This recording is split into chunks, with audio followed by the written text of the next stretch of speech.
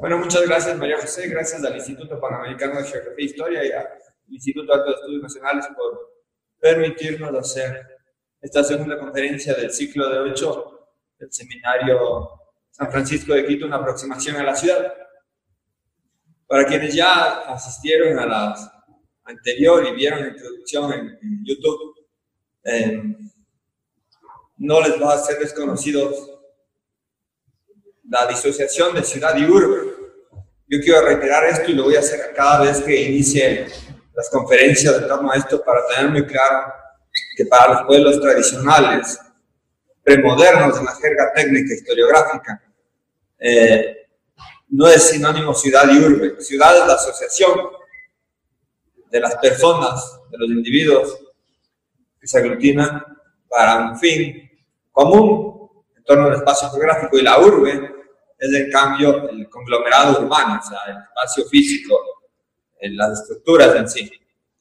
Como lo había explicado anteriormente, la ciudad surge por una necesidad religiosa de unirse para cierto tipo de cultos, y con ese fin se funda la urbe, que es el espacio físico, para esta práctica. Está comprobado tanto arqueológica como históricamente con todos los textos de la antigüedad, en el mundo clásico y en el mundo antiguo en general, y en América, en lo que actualmente llamamos América, igual, el caso más próximo, que lo vamos a ver más adelante un poco detenido, es lo que es Tulipe.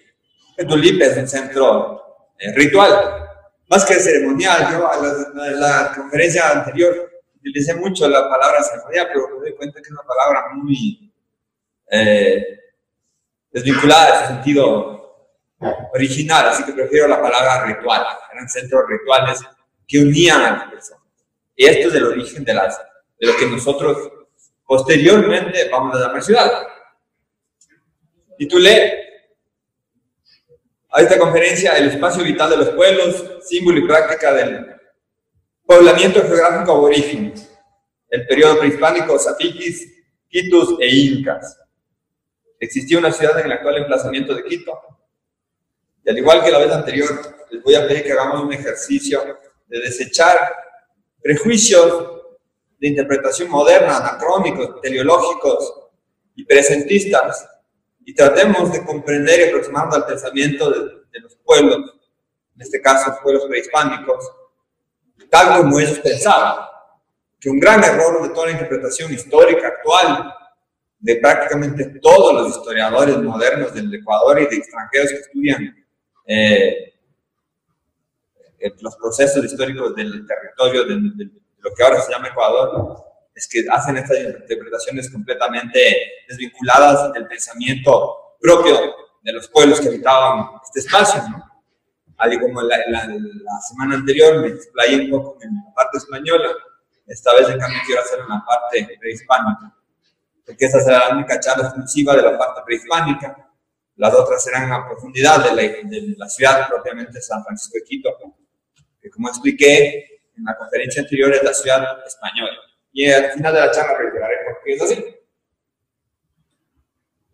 Se ha vuelto usual y de moda hablar de Quito milenario. ¿Qué significa esto de un Quito milenario? Implica una visión espacial y temporal lineal, europea occidental, de hecho, de un acervo ideográfico y conceptográfico judeocristiano. El tiempo lineal, la visión del tiempo lineal, que hay un principio y hay un fin, surge propiamente de lo que significa la fe. La fe es el producto de las religiones abrámicas, que tienen una creación y un fin del mundo como lo conocemos. Esa visión era completamente desconocida a todos los pueblos tradicionales, premodernos, reitero, de prácticamente todos los lugares del mundo. Entonces, al hablar de un Quito milenario, no solo que se malinterpreta, sino que de muchas maneras se insulta el sentido original de los habitantes, la cosmovisión original de los habitantes prehispánicos. Un milenio es una categoría numérica lineal occidental que está dentro de una interpretación positiva de la historia, que hay un avance evolucionista hacia un futuro, a un progreso, como hoy en día. Pero en realidad, ¿qué era el tiempo para estos pueblos prehispánicos? ¿Cómo vivían en relación el tiempo y el espacio? ¿Y cómo asumían esa realidad para su desarrollo común? A ciencia cierta, sabemos que su tiempo no era lineal, ni de los incas ni de los pueblos pre-incas. El tiempo era propiamente cíclico, como también lo eran prácticamente todas las sociedades que no estuvieron influenciadas por el concepto de fe y todo lo que se deriva de eso, incluyendo la visión del tiempo lineal. ¿Por qué? Porque la fe implica, a grandes rasgos y simplificando un poco el concepto de la misma, una creencia. En cambio, los pueblos premodernos no tenían creencias, tenían certezas, sabían cómo era su universo. Mircea Eliade, el gran historiador de las religiones, en su gran obra titulada El mito del eterno retorno, explica cómo de hecho había un ciclo de anulación del tiempo permanente. ¿Vale? No había una progresión hacia el futuro, sino que de hecho el motivo principal de la existencia común era el rito para anular el tiempo. Los pueblos se unían justamente en estos conglomerados, que serán las urbes, para hacer estos ritos que permitan anular el tiempo. ¿Cómo se podía vivir de otra manera, soportando lo que significa una existencia como la nuestra, llena de contrariedades y contingencias propias de la materia, de sufrimiento, de dolor? El judaísmo salvó ese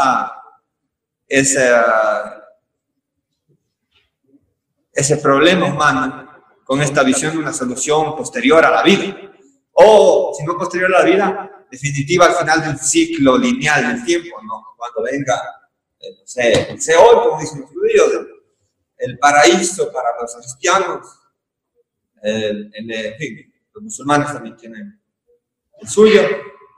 Pero en cambio estos pueblos que vivían una visión cosmogónica vinculada exclusivamente a la visión divina trascendente, inmanente del espacio y de la tierra y de ellos mismos, no lo concebían así, concebían que aquí se resolvía todo, o sea, en todos los sentidos. Y bueno, inclusive esto ya está vinculado después a otras prácticas económicas y sociales, como por ejemplo la supresión cíclica de las deudas. Pero ese es otro tema que no trataremos hoy. Algún historiador de la economía debería abordarlo porque nos ayudaría mucho en nuestro tiempo presente, donde una finanza descontrolada se ha tomado el mundo. Pero bueno, había en efecto esta reunión para los ritos, y la mayoría de estos ritos era, como ya lo dije y lo reitero, implicados a la anulación del tiempo anterior. Entonces no había una visión milenaria o lineal o de llegar a un punto en el futuro, sino que se vivía un eterno presente. Este eterno presente era permanente en la visión, en la cosmovisión, mejor dicho, de los habitantes prehispánicos del Ecuador, al menos de los que tenemos constancia de alguna manera de sus ritos y prácticas, ¿no? Una vez aclarado eso, me voy a adentrar propiamente en lo que es el espacio vital y, como digo, símbolo y práctica del poblamiento. Entendido esta forma de pensar, este sistema de ideas que tenían estos pueblos, vamos a entender por qué no se desarrolló lo que es propiamente una ciudad, o lo que nosotros actualmente llamamos una ciudad. Reitero, para nosotros, personas, seres modernos, de esta civilización anómala de los últimos 2 siglos para adelante, completamente anómala a todas las civilizaciones tradicionales de toda la geografía del mundo, la ciudad es esto, ¿dónde estamos? Es tanto el espacio como las personas. Aquí vivimos, nacemos, estudiamos, trabajamos, comerciamos, vamos al médico, vamos de fiesta, hacemos toda nuestra vida. No hay una desvinculación entre el espacio en el que habitamos y en el espacio donde hacemos nuestras vidas. De hecho, es un espacio completamente profanado, porque el espacio nuestro, este auditorio, por ejemplo, esta avenida, este centro, esta plataforma financiera, no tiene ningún propósito sagrado para nosotros, sino completamente práctico. En cambio, los pueblos prehispánicos veían el espacio que los aglutinaba como algo sagrado. De ahí se derivará después no solo la noción de la geografía sagrada en sí del espacio mayor, no solo de la urbe, sino también de la propia ubicación de sus edificaciones. Entonces, a ciencia cierta, en la historia nuestra, ¿qué pueblo es el más antiguo que tenemos constancia que haya existido en lo que actualmente es Quito?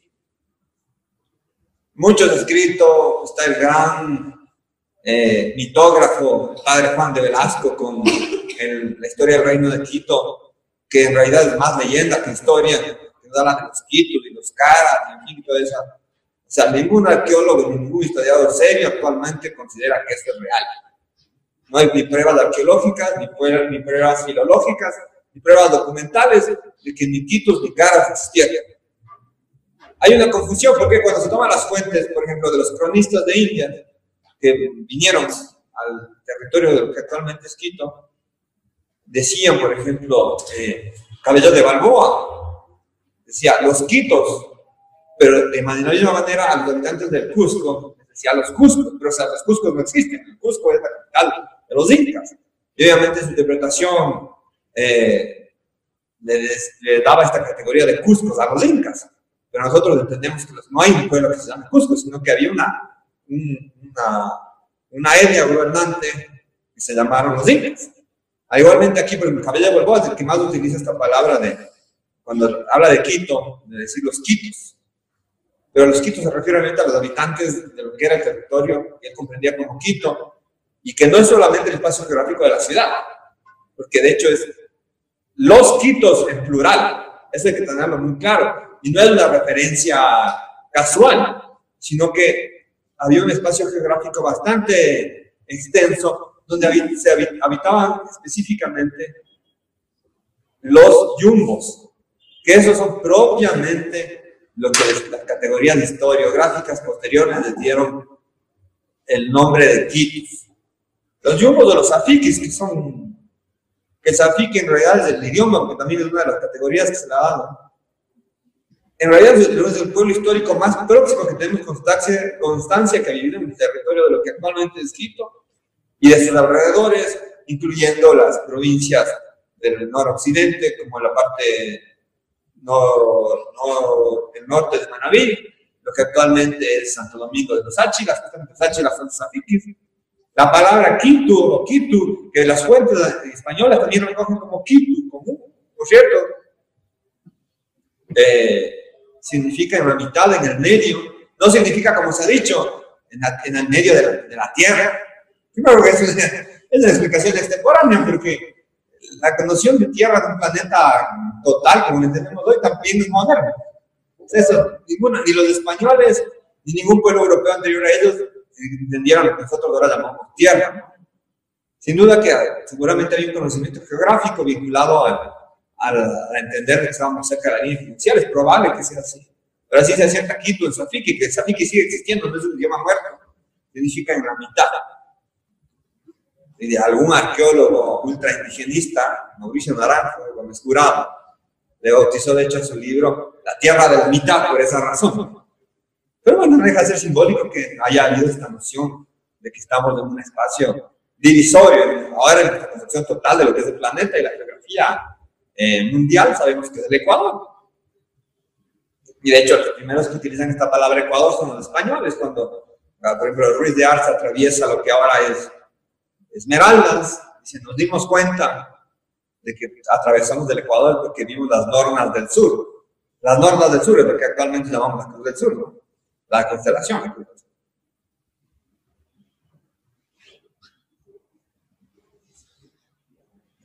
¿Cuál era el espacio vital de estos pueblos? El espacio vital de los pueblos era el campo, era la montaña, no era en la conurbación.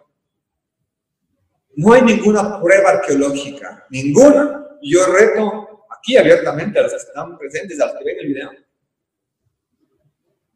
que me demuestre pruebas arqueológicas del actual emplazamiento de Quito, de la Quito histórica, o sea, del centro histórico de la ciudad, donde haya restos más antiguos que los incas. No los hay. Ni los arqueólogos más atrevidos, como Mauricio Naranjo, Gómez Jurado o Olger Jara, más atrevidos en el sentido positivo de la palabra, por cierto, se han atrevido, valga la redundancia, a afirmar que hay este tipo de restos en lo que actualmente es el centro de nuestra ciudad. No lo hay. Siempre hablan de hipótesis, de teorías, de asunciones, pero hechos ni datos objetivos de restos arqueológicos encontrados pre-incas hasta el día de hoy en lo que es el emplazamiento del centro histórico de la ciudad, no se han encontrado. Al parecer había un muro supuestamente que ingresaba a lo que es la parte de San Blas hacia el centro. Creo que también lo más probable es que sea de origen inca. Y no hay más. Y ha habido una profunda y una extensa intención de encontrar excavaciones y todo, pero no ha habido. Lo que sabemos la ciencia cierta, por hallazgos arqueológicos y por las mismas crónicas, que es de la documentación más próxima, y también tomando las crónicas españolas con pinzas, porque eso hay que entender muy claro. El español era europeo, el español pensaba como europeo, pensaba con el pensamiento de su tiempo y asumía y le daba categorías de su tiempo a lo que él veía acá. Interpretaba desde su realidad a las cosas que no eran su realidad. Entonces, por ejemplo, cuando llega Hernán Cortés a México y ve los templos de los aztecas y demás, para él todas eran mezquitas, porque todo lo que no era iglesia era una mezquita. Entonces decía, la mezquita esta, la mezquita la otra, la mezquita como sabemos son los templos de los musulmanes, ¿no? Entonces, eso hay que tenerlo muy, muy, muy claro, porque la mayoría de historiadores que utilizan las crónicas para validar ciertas teorías o hipótesis en torno al pasado prehispánico de Quito, jamás acaban de entender que están viéndola desde un punto de vista completamente eurocéntrico. Y al verlo desde un punto de vista eurocéntrico, están mutilando el pasado. Están mutilando el pasado y la realidad histórica prehispánica. Y a la vez es curioso, porque muchos de estos historiadores que hacen este ejercicio son indigenistas. Entonces se van en contra de lo occidental, con pensamiento y bases y fundamentos occidentales. Y malinterpretando lo que están reivindicando, se supone que reivindican. ¿Qué tenemos como constancia arqueológica y también documental de las crónicas?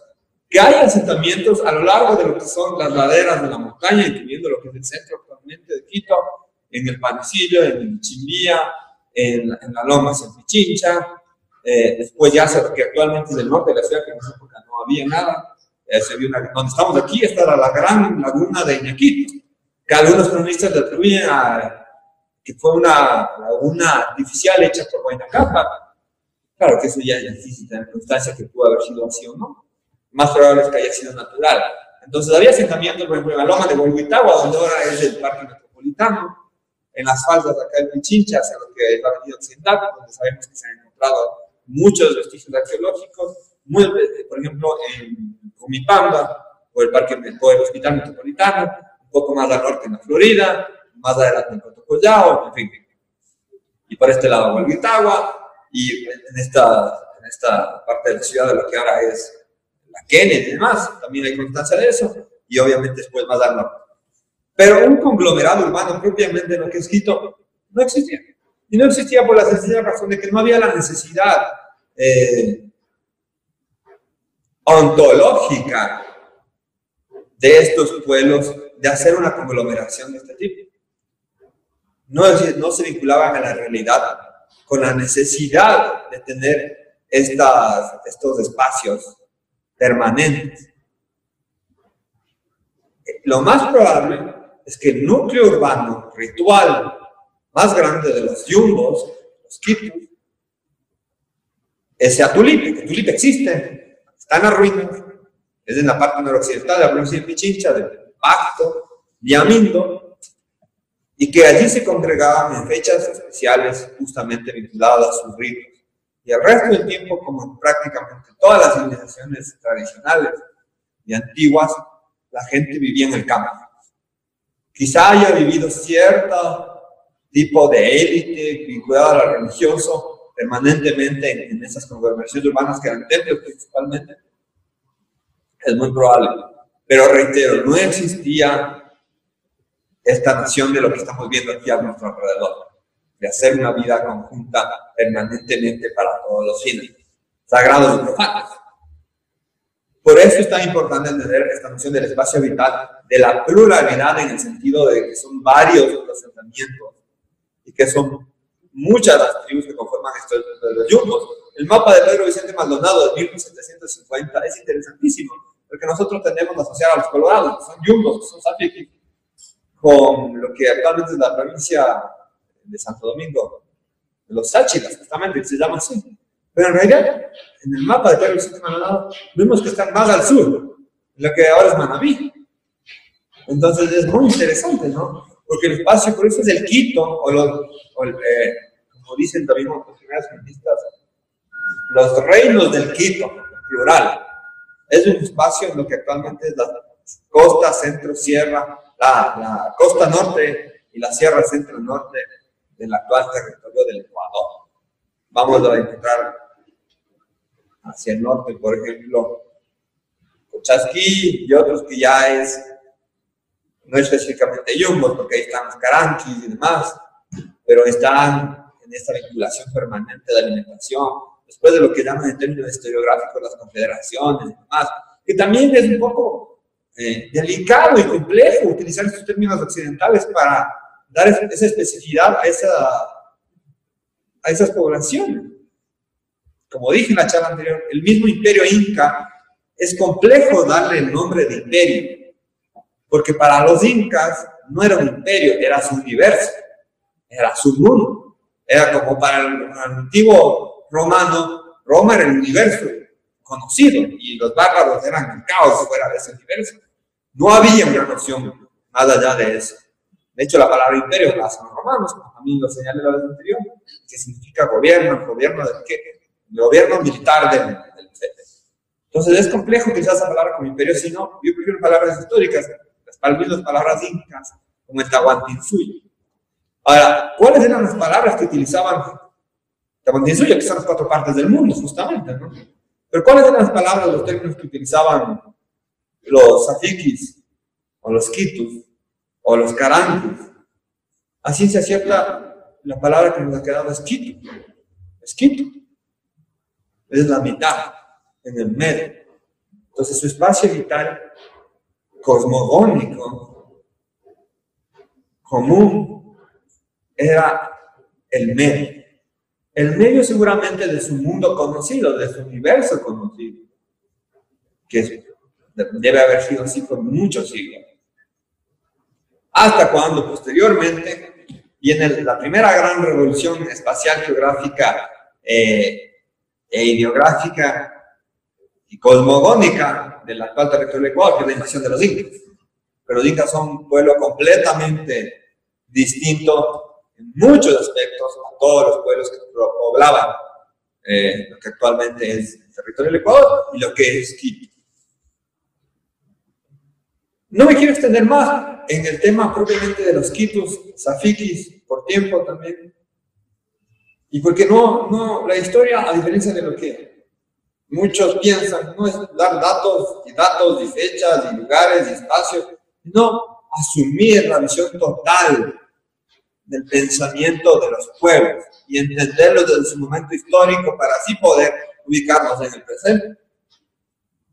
Pasemos a los incas. ¿Quiénes son los incas? Usted mencionaba los restos de Quito. ¿Qué pasa con las piedras que se encuentran en el Palacio de Entonces, a eso vamos. Son piedras de carácter clásico. Sí, eso. Bueno, por cierto, cuando inicié me olvidé de mencionar, yo hablo más o menos 40 minutos, no me fijé exactamente la hora, creo que fue 4 días que empecé. Después de hablar 40 minutos, de 20 minutos para preguntas, comentarios y para conversar, ¿no? Entre todos, de eso se trata. Entonces, al final, ahí respondí, aunque pienso que ahora voy a responder eso. Entonces, los incas nacen en lo que actualmente es el altiplano boliviano, al menos simbólica y míticamente.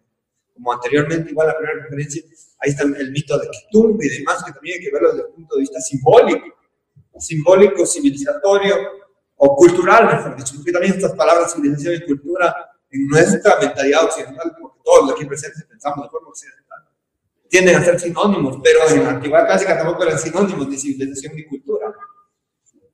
Civilización justamente viene de civis, de la civis, de la ciudad. Y la cultura viene en cambio de la palabra griega de hacer generar algo. Entonces prefiero más que cultura llamar que civilización, culturas prehispánicas.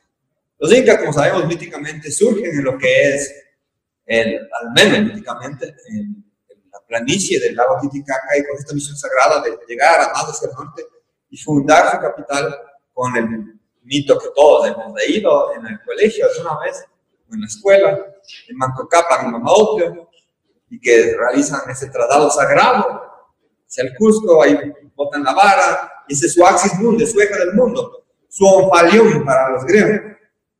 Y desde ahí se realiza la expansión sagrada de los incas, que en un punto histórico nuestro, occidental, alrededor de lo que algunos historiadores debaten entre 1450 y 1470, llegan a lo que es el territorio del actual Ecuador.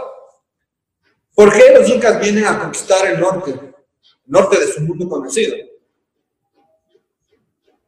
No es, sin duda que hay razones materiales, económicas, pero pecaríamos de ingenuos pensar que ha sido eso el único impulso de todos los pueblos a lo largo de la historia.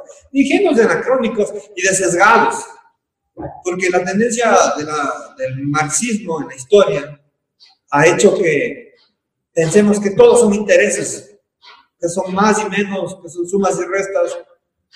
Pero en los pueblos de la antigüedad se movían por motivos emocionales, si se prefiere utilizar esta categoría. Y en ese sentido, vinculados a sus sentimientos más profundos, que eran los religiosos. La conquista del norte es una conquista religiosa, una conquista sagrada. Vienen hacia lo que actualmente es el territorio del Ecuador, es una conquista sagrada, y la desarrollan de esa manera. Reproducen su naturaleza política, jurídica y social mientras van avanzando hacia el norte, de forma precisa como era el Cusco, su núcleo primigenio. Todas las ciudades de los desplazamientos urbanos, incas, mejor dicho, van a reproducir la naturaleza del Cusco. El Cusco es el ombligo del mundo, a la vez reproduce otros pequeños ombligos o ejes axiales del mundo.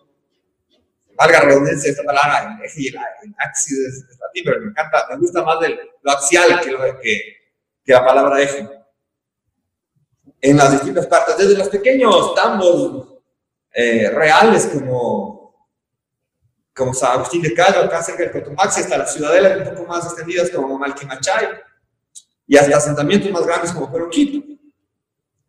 Y banalmente Quito se conquista Tupac-Yupanqui alrededor de la década de 1480, que también son estimaciones en base a las crónicas, y ya vamos a hablar del problema de las crónicas en relación con la sucesión inca.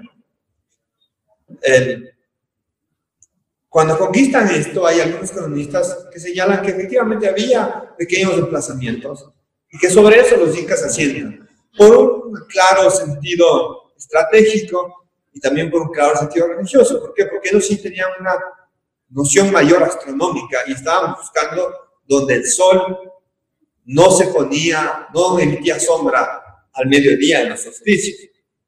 Y eso es el Ecuador geográfico, no el Ecuador del país, el Ecuador geográfico, o sea, la línea equinoccial. Desde aquí es el solsticio de invierno, el solsticio de verano, ¿cómo es? Boreal. Cuando uno se para al mediodía o se pone una barra, lo que sea, no se produce sombra. Para eso tiene un carácter importantísimo en su cosmovisión. Y su objetivo final era llegar hasta ese punto para su reivindicación sagrada. Entonces eso efectivamente pasaba aquí en lo que era escrito, ¿no? Además que obviamente había estos desplazamientos y había un gran, utilizando esta palabra nahuatl en lo azteca, que no es sudamericana, del tiangués. Había no es un mercado, porque el mercado también es un concepto europeo occidental. No era este centro de intercambio en todos los niveles, porque el mercado hoy en día es una transacción que implica dinero, por ejemplo.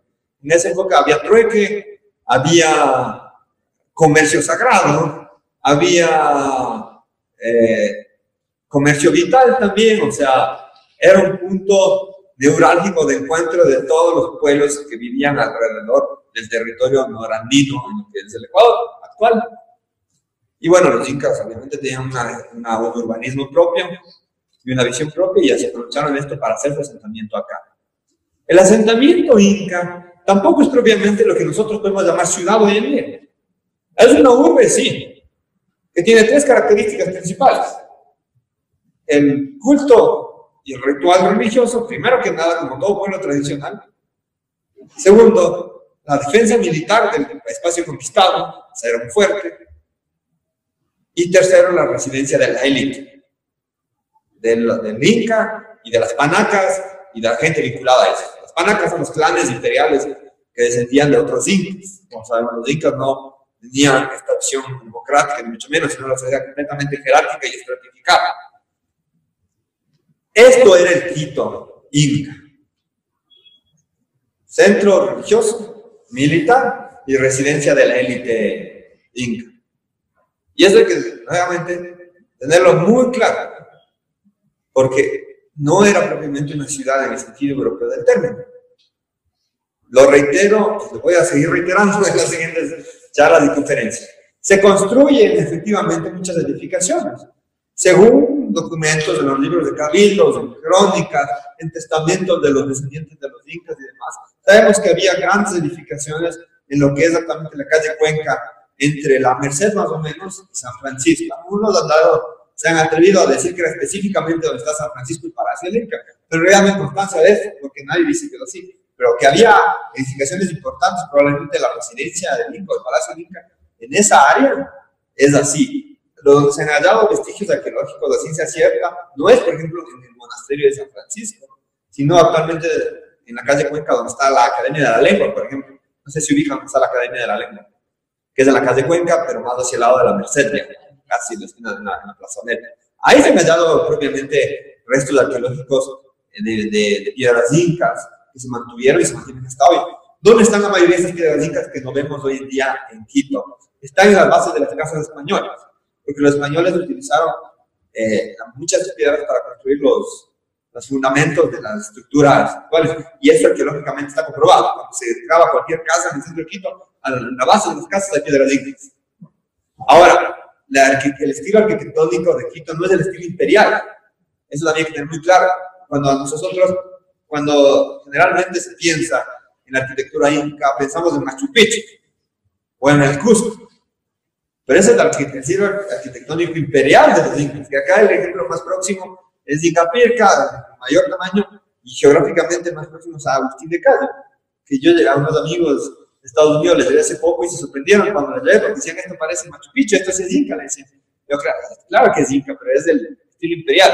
Si vamos, por ejemplo, acá al fuerte que hay por la mitad del mundo, que se me escapa el nombre, Rumicucha, ahí también vemos otro tipo de arquitectura inca, con Cangagua, por ejemplo. Ya, en Quito había más de ese tipo. Es probable que haya habido alguna construcción de arquitectura imperial, porque se dice que las piedras de la Merced son incas, reutilizadas, y donde sí hay muros a ciencia cierta que se mantienen desde la época inca hasta la actualidad. Son en la calle Benalcázar, donde es el Colegio de la Providencia, diagonal a la Vicepresidencia de la República. ¿Cuál es la piedra inca para diferenciarla del español? La inca no es regular, tiene varios ángulos. Y ese muro que se ve abajo, por ejemplo, es de varios ángulos. Pero no es como el tipo de piedra imperial así perfecta, como vemos, redondeada y demás. Pero es inca ciencia cierta. Lo mismo las piedras de la parte baja de Carondelet, de la catedral, pero son reutilizadas. ¿Dónde estaban originalmente? Esa ya es otra discusión. Lo más probable es que las del Colegio de la Providencia sí hayan estado originalmente allí, lo que implicaría que ya esa parte de lo que es la Benalcázar era específicamente un edificio inca. ¿De qué importancia? No lo sabemos. De una importancia media, porque cuando uno va al Cusco, se ven los tres tipos de arquitectura: la imperial, digamos la regular, que es este tipo de piedras que hablamos de la calle Benalcázar o del Palacio de Gobierno, y la más común, que era la piedra esta como de Cangagua, que está en Micucho, y que está en muchas otras edificaciones incas a lo largo y ancho de lo que fue Tamantinsuyo. Entonces, esa es la realidad del poblamiento inca. Más o menos 50 años entre 1470 y 1520 y pico, 1530 se mantiene este centro. Y reitero, con una clara noción geográfica sagrada. Por ejemplo, los Seques. Los Seques es el camino del dios Viracocha que sale desde el Cusco y recorre todo lo que es de Tamantinsuyo, un recorrido sagrado. Entonces, los incas tenían un conocimiento astronómico y de la geografía sagrada muy específico.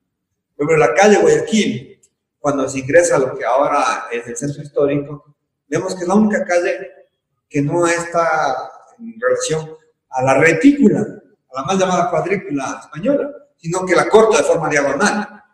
¿Por qué? Porque efectivamente los incas hicieron a propósito de esa entrada a ese camino. Y seguramente también por relaciones entre incas pudieron haber tenido ese conocimiento, pero no lo sabemos. Los incas sí sabemos que tienen ese conocimiento. Porque por allí, en el solsticio, el sol atraviesa el emplazamiento urbano de los incas. Y los españoles respetaron eso. Y el seque de este camino sagrado, de un gran arquitecto, historiador quiteño, Andrés Peña Herrera Mateus, que ha hecho un extenso estudio al respecto, que en sus estudios se basan los estudios posteriores como este proyecto Quitzato, pero el pionero en eso es Andrés Peña Herrera, por cierto, valga mencionarlo, que comprueban toda esta vinculación de los espacios del más con los seques con el sólido.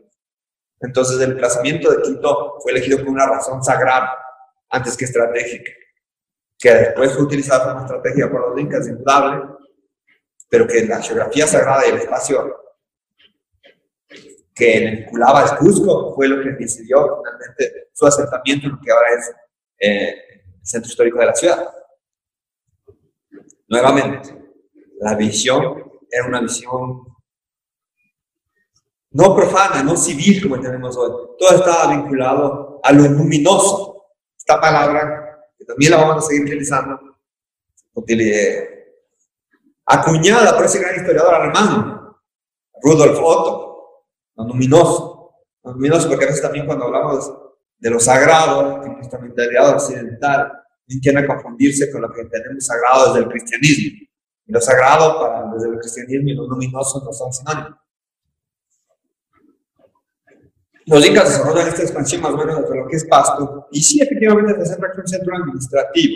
Pero hay esta confusión, por ejemplo, con las crónicas que hablan de que Rumiñahui incendió la ciudad, porque el español obviamente veía todo lo que era un conglomerado urbano y decía, ciudades, pueblos, interpretaban desde su realidad española, europea. Cuando uno va a Trujillo, en Extremadura, es un pueblo preciosísimo que algún día todo americano debería conocer, porque ese pueblo vincula la historia de los dos continentes de forma nuclear, ¿no? De ahí nacieron los Pizarro, quienes conquistaron el Tahuantinsuyo. Ahí sí ya se ve la noción de que nosotros entendemos como ciudad, lo que es el centro histórico.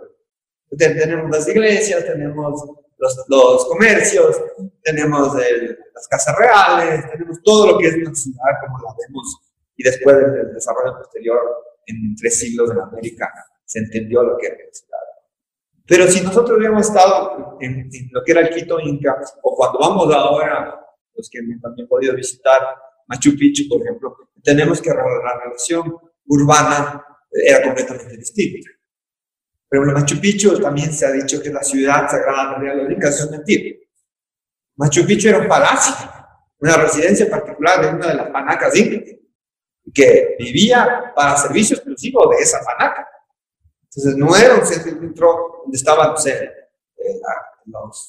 el conglomerado social quechua, sino que vivía esta panaca inca y alrededor de eso, hacia abajo, se desarrollaba toda una actividad para sus servicios, ¿no? Y porque esta panaca tenía una función religiosa primordial, porque al ser los incas descendientes del sol, ellos eran una estirpe sagrada, y su estirpe se tenía que mantener de esa forma. Quizá lo más próximo a lo que nos podemos dar hoy en día es el emperador de Japón, que igualmente desciende del sol según la mitología japonesa, y su existencia no es comparable al resto de habitantes del Tahuantinsuyo.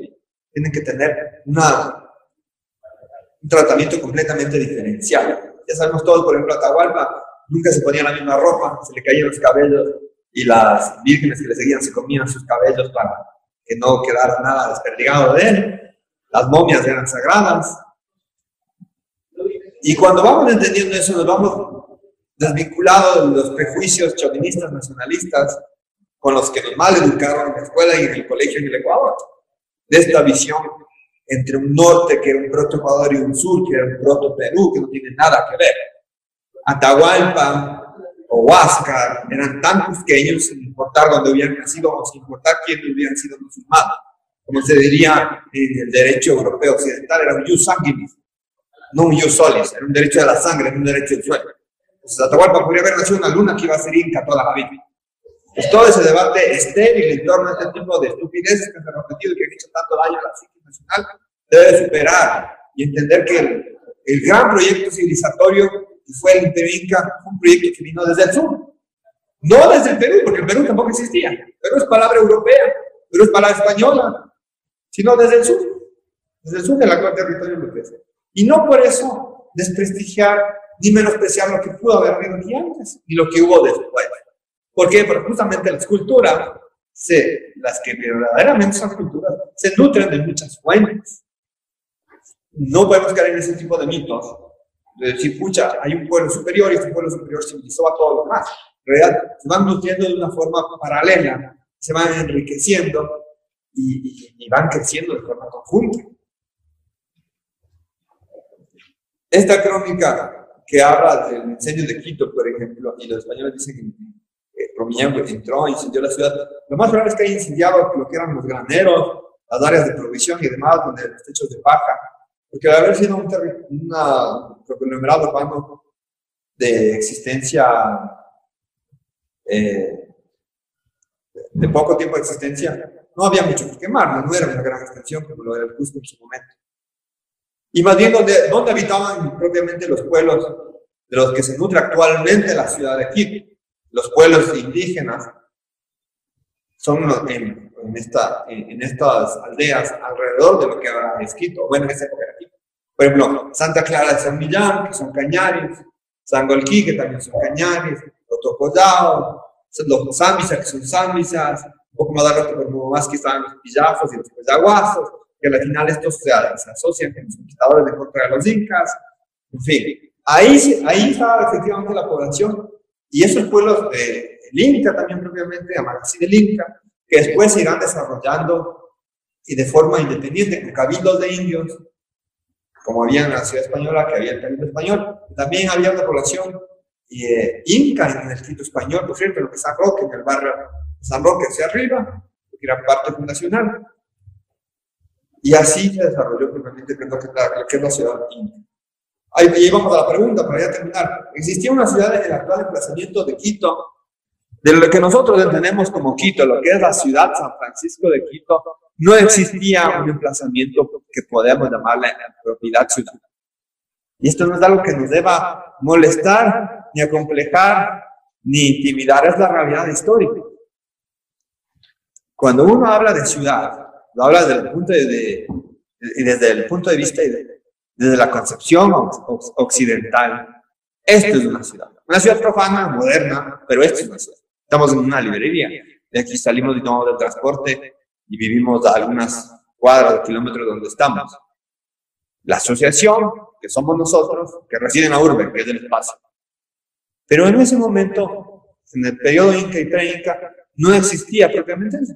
Existía una urbe que servía de punto de unión ritual para fechas específicas de donde habitaban ciertos sectores de la población. Todo el tiempo, pero la mayoría estaba en el campo. La mayoría estaba en el campo de forma permanente. ¿Por qué es importante esto? Porque así vamos a respetar más el pasado prehispánico. Quiero terminar reiterando el tema del Quito milenario. Cuando se utiliza esta categoría de tiempo lineal occidental para dar un mayor prestigio a lo que entendemos hoy como Quito, en realidad se está desprestigiando la forma de vivir y de pensar y de existir de los pueblos prehispánicos, porque le estamos dando una categoría de pensamiento ajena a lo que ellos eran. A nosotros un milenio nos parece que es algo prestigioso, decir, tenemos un milenio de existencia, somos antiguos, ¿no? Tenemos historia, tenemos genealogía, tenemos un pasado. Pero para estos pueblos de cambio el prestigio era anular el pasado. Vivir en un eterno retorno, en un ciclo permanente de vinculación con el espacio sagrado que habitaban. Entonces, ¿hasta dónde se puede llegar a reformar el pensamiento de los pueblos para querer justificar agendas políticas que no le hacen bien a nuestro pasado y por tanto no le hacen bien a nuestra identidad como quiteños y como ecuatorianos en este siglo XXI. Nada más, doy paso, muchas gracias a todos, doy paso a preguntas, objeciones, inquietudes, debate que quiera el público tener aquí.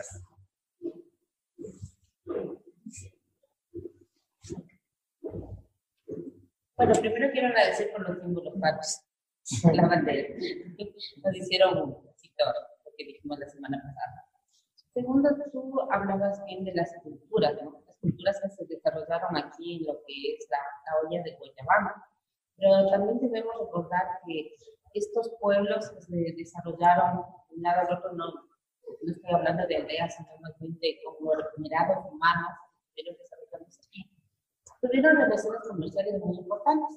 Por eso vemos la importancia tanto de los grupos, que dentro de ellos están el pueblo zapiti, y cómo gracias a ese intercambio comercial que ellos comenzaron a generar de las sierras hacia la costa y hacia la Amazonía, es fundamental. Dicho de otra manera, también en Pama, cuando se hicieron las excavaciones, se encontraron los fondos de ellos y todavía había los hongos de las chicas que venían de la Amazonía, porque era hecho con yuca. Entonces vemos esa importancia de que los pueblos, como tú decías la semana pasada, no eran estáticos, sino más bien eran móviles. Y así mismo podemos ver ese intercambio con las conchas podres, podemos encontrar incluso con la cerámica. Es tan rico ese intercambio que van a ver en la gente de lo que ahora conocemos como Ecuador. Y la importancia también de cómo nace el mismo Tahuantinsuyo, porque vemos que Tiahuanaco como un centro importante, ahora es Bolivia, que eso da origen al aparecimiento de los incas. ¿Cuál fue la idea de ellos? Una intención de ir avanzando más y más, llegar a los 4 suyos, y todo el aporte que ellos han dado aquí en nuestra ciudad.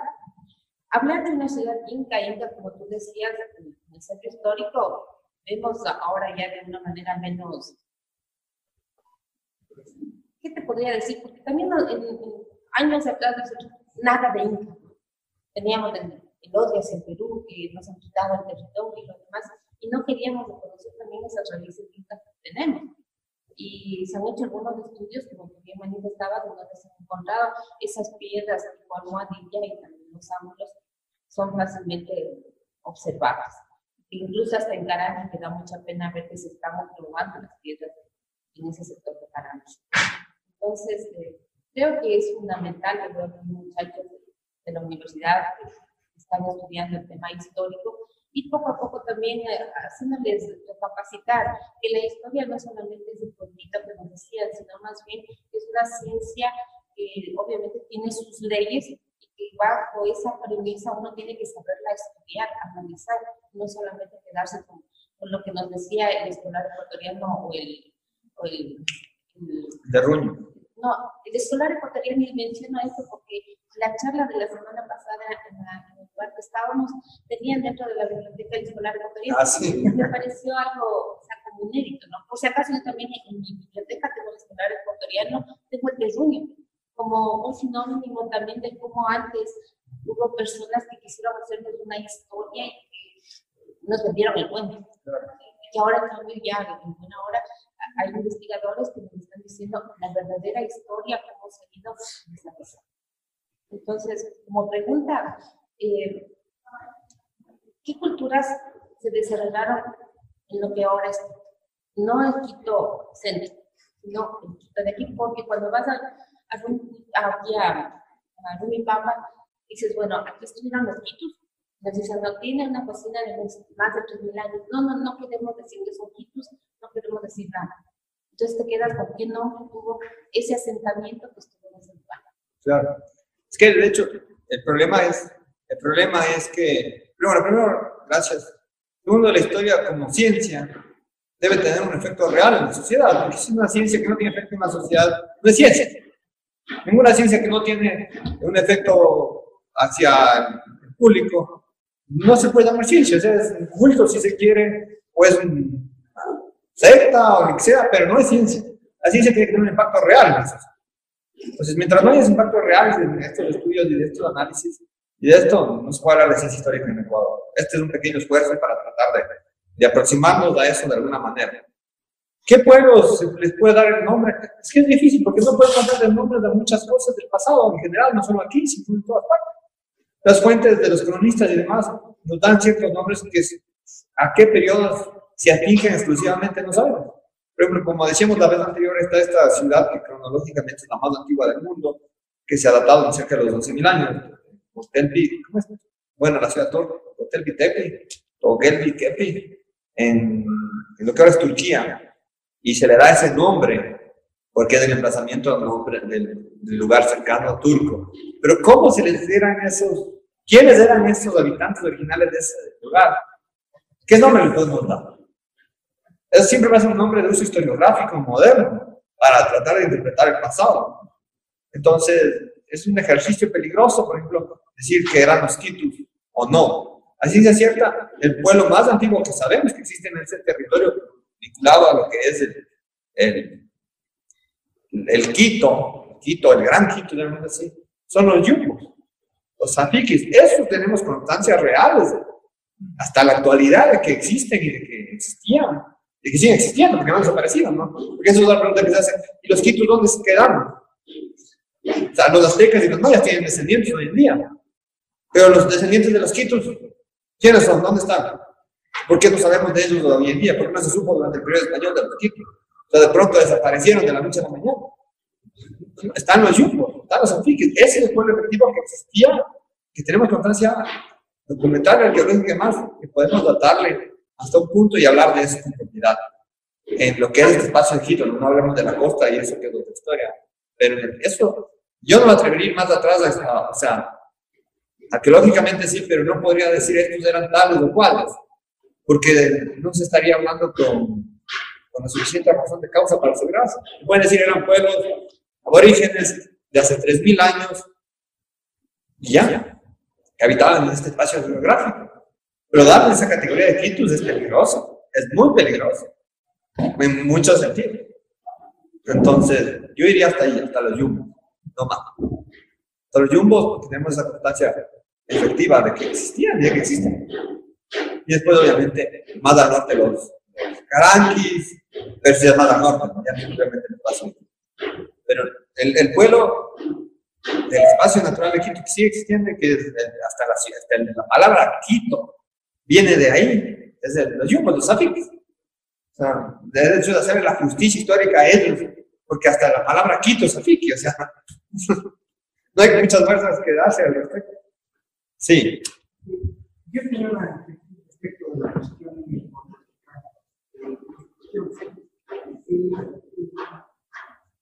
en Perú se maneja un poco en este manejo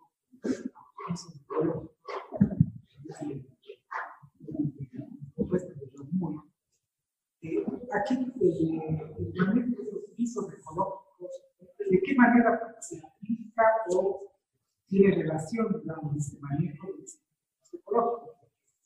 Nuestro país obviamente tiene una gran diversidad, las economías, las tierras, la posibilidad de tener, digamos, lados, digamos, en Pichincha, que la nieve, o de tener productos de la costa, la factible, digamos, o la cuestión de costa, ¿cómo sigue, digamos, para interpretar nuestra realidad? Sí, claro, o sea, yo quiero reiterar que nosotros tenemos que reinterpretar el pasado general prehispánico y de todas las sociedades tradicionales, no desde lo económico hacia los demás, sino desde lo sagrado hacia los demás. Entonces, lo económico, por ejemplo, era el resultado del final de la decisión de utilizar un espacio y de ahí se deriva la necesidad económica vinculada a ese espacio. Porque, por ejemplo, hoy en día sería un estudio primero de no sé, del suelo y demás, y decir, bueno, esto no sirve para la agricultura y vamos a hacer unas plantaciones de lo que hay. Antes no era así. Antes era, este lugar es sagrado porque aquí el Ecuador, porque en la línea equinoccial no se pone el sol, no hay sombra al mediodía. Entonces, por poner este ejemplo de lo que es Quito y el Cusco también, el Cusco, y yo no puedo decir, y nadie puede decir que se decidió por una razón económica. fue por una decisión sagrada, específica, y a raíz de eso se desarrollan el resto de aspectos de la vida inca, incluyendo este tipo de terrazas para la vida de la agricultura y económica y demás. Pero es producto de la necesidad primera, la necesidad primera de la población con el sagrado por el espacio. Eso hay que tenerlo claro, porque hoy en día tendemos a ser economicistas. O sea, que no es tecnología, ¿por qué lo hicieron aquí? De hecho, muchas de las terrazas que hicieron los incas no tenemos constancia que hayan sido utilizadas solamente para agricultura. Hace poco, en una estructura de terrazas cercana al Cusco, se descubrió cuencos para rituales con restos de ayahuasca. ¿De hace cuánto? Entonces también podrían haber tenido un carácter ritual. También de agricultura, porque eso es evidente, eso hay testimonio histórico hasta hace poco. Pero también en esa época había un terreno suficiente para que se pueda realizar el cultivo en lugares de valles, como Machacha, actualmente en Quito y demás. El espacio geográfico de lo que es Quito es muy generoso. Tenemos muchos lugares donde podemos hacer, y estamos hablando de tiempos prehispánicos, ¿no? Todavía no había habido una división de la tierra como la conocemos hoy en día. Hay que analizarla desde esa óptica para poder entender en verdad qué estaba sucediendo y reinterpretar eso. Todo análisis economicista que parta de la interpretación de la economía hacia adelante para la realidad va a fallar. Va a fallar porque no parte del entendimiento que tenían esos pueblos de su realidad. Hoy en día seremos o no seremos economicistas, más o menos, lamentablemente, pero en esa época no. En esa época y en ese espacio, sí, Juan Diego. Francisco, relacionando el tema de que sin historia no somos nada, es una ley evidente, y tratando de relacionar lo que tú has mencionado con el tema de identidad de Quito, hago una comparativa y quisiera preguntarte, por ejemplo, los cusqueños, los peruanos, ellos pueden decir que Cusco en su momento pues, fue la gran urbe y representante de su llamado imperio. En el caso de los aztecas, la gran Tenochtitlán, los mayas eran ciudades-estado y tienen sus diferentes historias. Reconocemos ahora ya, bautizándonos, que tú nos estás revelando que son pruebas históricas. Que Quito, durante la época prehispánica, no fue una ciudad, tampoco es que tendría posiblemente grandes estructuras arquitectónicas. ¿En qué momento, porque esto es importante para nuestra cultura, en qué momento podríamos considerar que Quito llegó a su cúspide, a la cima de su desarrollo psicosocial, de tal forma de que podamos identificarnos con eso y rescatar una verdadera historia? Porque realmente casi todos los que estamos aquí, los que están afuera, vivimos de una historia enseñada a través de lo que decían. La escolar ecuatoriana, el terruño, Patitolé, etc. Y nos damos cuenta de que muchos de esos eran leyendas, muchas simplemente eran historias, y en base solamente a eso no se genera una identidad. Claro. Bueno, aquí esto hay que analizar desde dos enfoques. Primero, la necesidad de superar también la visión del Estado-Nación, y los Estados-Nación tienen su mitografía propia para justificar su realidad, ¿no? El Perú utiliza a los incas, cuando los del Perú no tienen nada que ver con los incas, ¿no? La República del Perú es una invención occidental, como la República del Ecuador y como la República de México. México también utiliza a los aztecas y a los mayas, aunque como república les persiguió a los descendientes de los mayas, les exterminó en Yucatán, por ejemplo, y tampoco tiene una vinculación directa con ese pasado. La institución de la república es una institución occidental. En fin, eso primero habría que desligarnos de esa interpretación para poder asumir el pasado y nuestra identidad como lo que es. Porque si vamos a querer siempre asumir el pasado, es desde la justificación de los estados-nación republicanos actuales, vamos a caer en esta interpretación que técnicamente se llama teleología. ¿Por qué? Porque estás justificando el fin de la república con todo el pasado anterior, una visión lineal, progresiva y evolucionista de la historia. Es decir, los incas eran los antepasados del glorioso Perú actual, es mentira, entonces nada que ver. Y lo mismo acá, los quitus eran el pasado glorioso de la República del Ecuador. Si reviviéramos a los incas o a los yumbos, probablemente demostramos lo que de esto no se identificaría de ninguna manera. Pero bueno, Entonces, eso primero, hay que desvincularnos de esa interpretación. Eso es errónea, anacrónica, pragmatista, teleológica, en términos técnicos. Y no hace bien a absolutamente nada, porque están justificando una invención moderna de raigambre occidental, como son las repúblicas. La primera pregunta es una pregunta compleja y que causa, la respuesta va a causar, y esa es mi idea, polémica y debate. La cúspide de lo que podemos llamar Quito como ciudad y está vinculada a nuestra concepción identitaria, a nuestra cultura, a nuestra civilización, es la ciudad de San Francisco de Quito española. Eso es propiamente la cúspide de lo que es propiamente Quito. Inclusive el espacio total que era el Quito, que no era la ciudad de Quito, lo vemos en las primeras fundaciones, cuando se funda Santiago de Quito, que es una ciudad que después supuestamente desaparece, o que otros definen que es Guayaquil, en fin. Después está la siguiente fundación, que es San Francisco de Quito, que se funda en realidad cerca de lo que es actualmente Riobamba, por control remoto, y se manda que el cabildo se abra acá. Entonces, esa concepción de Quito era una concepción más global, específicamente la del centro urbano. Se viene y se funda San Francisco de Quito. Y San Francisco de Quito es propiamente la urbe que nosotros nos conocemos, nos identificamos y de la que nos sentimos orgullosos. ¿Cuál es el gran símbolo de la ciudad y del país que se saca en cara afuera como representación máxima de lo que es el Ecuador? Es el centro histórico. El centro histórico. ¿Y el centro histórico nuestro qué es? ¿Qué es nuestro centro histórico? Es un centro español. Es una ciudad de estructura y origen española.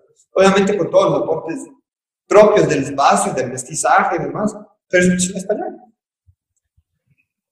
Eso es lo grave y lo duro de reconocer a la mayoría de habitantes del Ecuador y de Quito actuales. Pero si queremos sincerarnos con el pasado, con los datos, con la ciencia y con la objetividad, y con lo que somos, con nuestro ser sobre todo, debemos entender y dejar la polémica a un lado. Porque esto no es un insulto al pasado prehispánico, no es no asumir el pasado prehispánico, no es entender la realidad de las cosas y entender finalmente que también el Estado-Nación llamado Ecuador también utilizó al espacio de la ciudad de San Francisco de Quito y a lo que fue la provincia y el reino español de Quito para fundamentar su litografía chauvinista en vinculación al Perú, en nuestra famosa bronca territorial de casi 2 siglos, justificándose que un gran pensador y diplomático peruano en la década de 1950 decía con mucho acierto: Quito se olvida de España. Decía, atribuye el Estado-Nación llamado Ecuador, atribuye, por ejemplo, el espacio geográfico del Amazonas a la República del Ecuador, cuando fue un descubrimiento español de un territorio español en América, hecho por una población española. Y la jurisdicción del Amazonas era una jurisdicción española también. Entonces, por eso los diplomáticos peruanos siempre les pareció tan quiche, tan naif, tan ingenuo y tan sorprendente la interpretación que en el Ecuador dábamos del pasado. O la justificación de Atahualpa como símbolo de la ecuatorianidad. Esa es otra cosa que ni los peruanos se han atrevido a hacer con los incas. Sí, el Estado-Nación, el llamado República de Perú, utiliza el pasado peruano para justificar su existencia.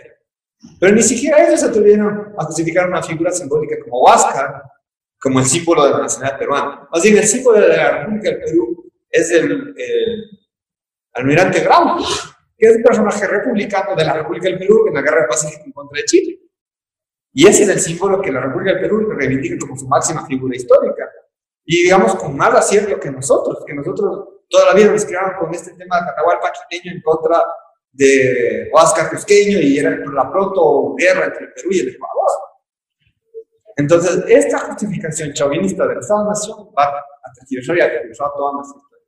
Y la tergiversó el pasado prehispánico y tergiversó el pasado hispánico.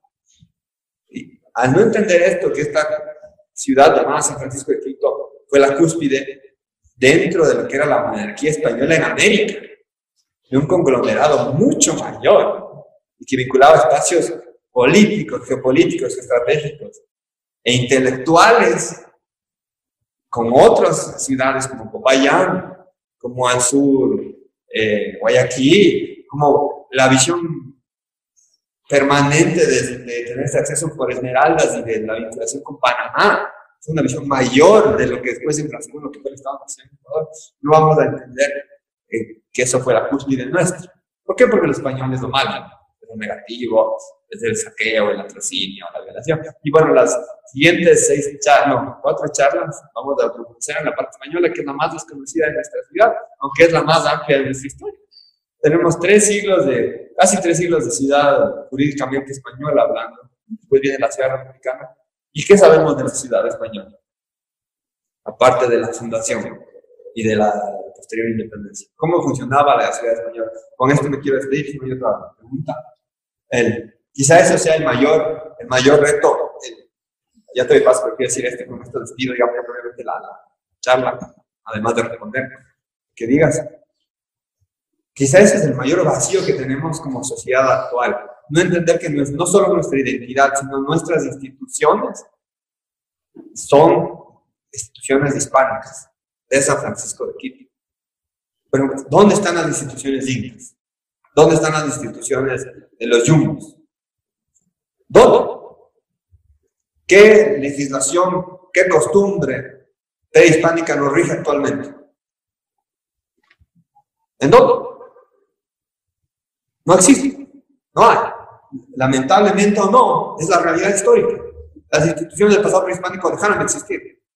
No existen. Y la mayoría de instituciones que continuaron después de la independencia de la República son de origen hispánico, tergiversadas, mal utilizadas, prostituidas, como el mismo municipio o el cabildo y demás, pero que siguen existiendo y que siguen siendo el medio porque nos expresamos y vivimos y hacemos vida común, que es la política. La política, como reitero eso, como dije en la charla anterior y en la introducción, como bien la definió Aristóteles, no es otra cosa que decidir darnos una vida en conjunto. Francisco, ¿qué tal? Tú te referías al divorcio importante que hay del concepto Luminoso entre las culturas prehispánicas y la percepción eurocentrista que tenemos ahora. Entonces, de lo que acabas de decir, de que ahorita no tenemos básicamente nada incaico, nada prehispánico, es cierto, pero eso no parte, o sea, desde que ahorita no hay ninguna percepción religiosa que no sea algo eurocentrista. Toda la percepción de fe es eurocentrista, como tú lo decías. O sea, la percepción del hinduismo de antes ya está, o sea, se divorció totalmente de nuestra percepción. ¿De qué manera se puede decir que eso se divorció de todo, o sea, todo lo político, social y económico, a partir de la religión? Porque se arrancó y se impuso una religión para el resto de los pueblos prehispánicos. Entonces, ellos obligatoriamente tenían que obedecer a esa religión, que es lo que se nos fue heredando. ¿Cómo quedó y dónde quedó la percepción de fe que se tenía antes? Bueno, hay la cosmovisión. Hay que aclarar, fe y religión no son sinónimos. Religión ha habido siempre. Fe es un concepto vinculado a la religión específica que da la visión de que hay un principio y un fin en una relación a lo sagrado. Eso es la fe. En cambio, la religión es la vinculación con lo luminoso, con lo sagrado, de cualquier expresión cultural. Hay que tenerlo muy claro, porque fue una innovación total que solo los pueblos semitas tuvieron un punto y que después se expandió por el mundo con las grandes religiones monoteístas, como el cristianismo y el islam, y que finalmente se llevó a la secularización con tendencias como el laicismo y después del marxismo, que son formas secularizadas de esta visión teológica, religiosa, abrámica. Entonces, claro, pues el principal y máximo conducto para la suplantación de la cosmovisión anterior a la posterior española fue la religión. Fue la religión. Y fue un hecho sorprendente que no se ha visto en ninguna otra civilización histórica jamás. Que todos los pueblos sometidos hayan adoptado toda la forma de vida del conquistador. Es como que un buen ejemplo, porque a veces en el planeta Tierra nos podemos hacer bolas. Es como que si hoy en día la civilización moderna, profana, secularizada, conquistara Gamínides, la luna de Júpiter. Conquistamos Júpiter y ahí existen seres que viven en su forma de ser de Gamínides.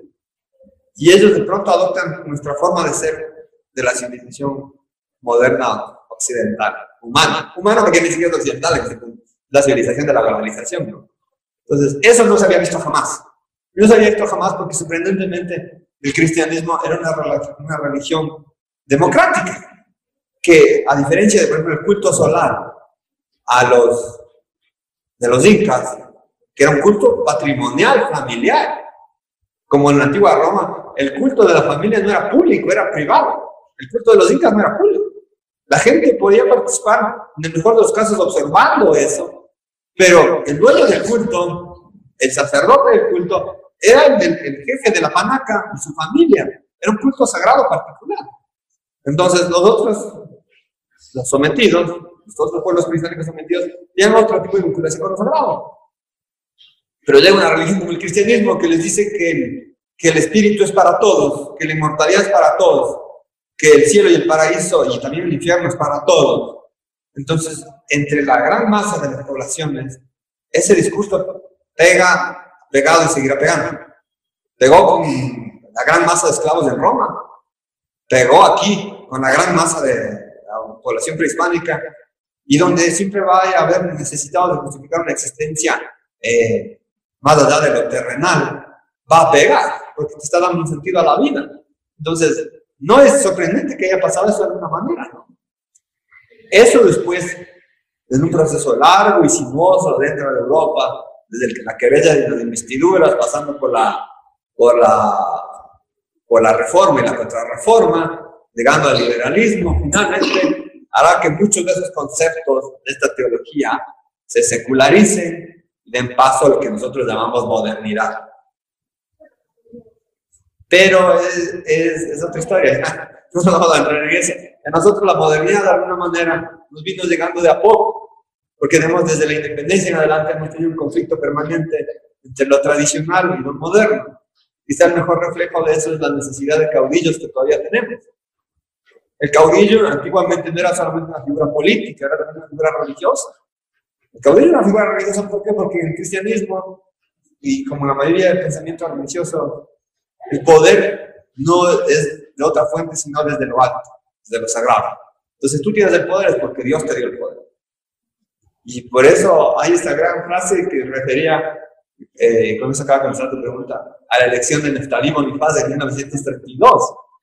Que cuando lo eligen, que era un hombre más bien de lo que sería derecha, pero en contra del liberalismo, que era de izquierda en su momento, la gran masa obrera católica que sale en su defensa en la guerra de los 4 días, sale bajo un lema. ¿Y cuál es este lema? A Dios lo que es de Dios y al Colorado lo que es del Colorado. Parafraseando la frase bíblica, de que a Dios lo que es de Dios y al César lo que es del César. Y bueno, en ese proceso y en ese conflicto de identidades entre lo moderno y lo tradicional, seguimos avanzando en nuestros países llamados Latinoamérica, mal llamados Latinoamérica. ¿A otro comentario, pregunta? ¿Ninguno más? Les agradezco a todos por haber asistido a esta charla. Agradezco a María José Vizcaíno del Instituto Panamericano de Geografía e Historia, a Sergio Paladines también, a todo el equipo del PGH y a todos ustedes. Y les invito a que nos sigan acompañando. Vamos a tener la próxima charla el próximo martes en este mismo lugar a las 4 de la tarde. Así hasta noviembre. Muchas gracias.